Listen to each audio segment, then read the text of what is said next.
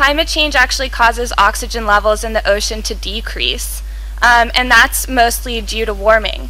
And we've actually seen that in the data. Globally, we have seen that the oceans are losing oxygen, and we've already seen biological consequences of this oxygen loss, because again, oxygen is very important to support life.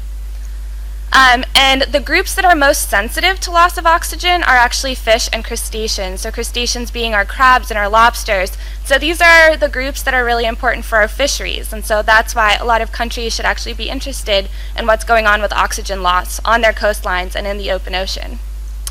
And so let's just take a moment and take a breath and think about what's in the air that we just inhaled. So about 21% of the air that you just inhaled is oxygen.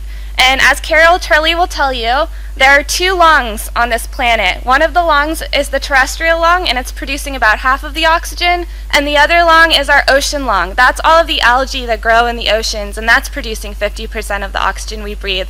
So a lot of the oxygen that we're getting is actually coming from all of these small phytoplankton in the ocean. In the ocean, there is oxygen, but it's there in a dissolved form, and it's much harder to get out of the water for marine organisms that live in there. And oxygen content in the ocean is dependent on the temperature, the amount of mixing that's occurring at the surface, and then the biology. So biology produces oxygen through photosynthesis, and it uses up oxygen through respiration. So we respire, and all of the organisms in the ocean also respire, thereby using oxygen. And climate change has a negative impact on all three of these. And so we'll just do a little intuition building so we can all become comfortable with why climate change would negatively impact oxygen levels in the ocean. So first of all, warm water holds less oxygen.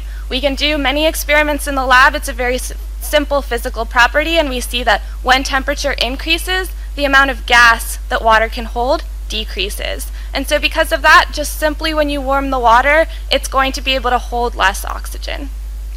And we can actually see this in the lab, but then we can actually see this in the data from the ocean, where the tropics in light purple are areas with low oxygen, and the tropics are the areas with the lowest oxygen at the surface, because warm water can simply hold less oxygen, whereas polar regions have higher oxygen content just because of the property that cold water can hold more oxygen. And then warm water is harder to mix, so when you get warming at the surface from climate change, it becomes more difficult to mix that water. When you can mix more water, you can get more oxygen into the water from the atmosphere. When you can mix less water due to that warming, you get a stratified water column. That means that everything outside of that mixed layer is no longer in contact with the atmosphere. And a lot of biological respiration is going on at those mid-depth levels. So if you can't mix the oxygen in there, it's going to get depleted much more rapidly. Another reason why warming leads to more oxygen use is because when it's warmer, you actually breathe more, you respire more, you use more oxygen. And so that's what's going on in the ocean with all of the organisms that live there. The ocean is full of bacteria, so there are about 1 million bacteria in every milliliter of seawater, and all of those bacteria are utilizing oxygen. So that, and when the temperatures increase, you also get increased respiration. And so a lot of times you get increased respiration in areas where there's high productivity. So whenever you have a big algae bloom, for example, and once the algae bloom sinks out of the water column, it gets decomposed by all of those bacteria, and that leads to a reduction in oxygen. So whenever you get increased nutrients, whether that's through sewage runoff or fertilizer runoff, or whenever you get increased nutrients due to upwelling, so coastal circulation, nutrient-rich water coming up, you're going to be in a situation where you have high surface productivity and then more decomposition at depth. And so coastally we have a lot of hypoxic areas. So hypoxia is simply defined as an oxygen concentration that's detrimental to life. So in most areas, most organisms can't live in a hypoxic zone. Some are specifically adapted for it, but most animals can't live in those areas.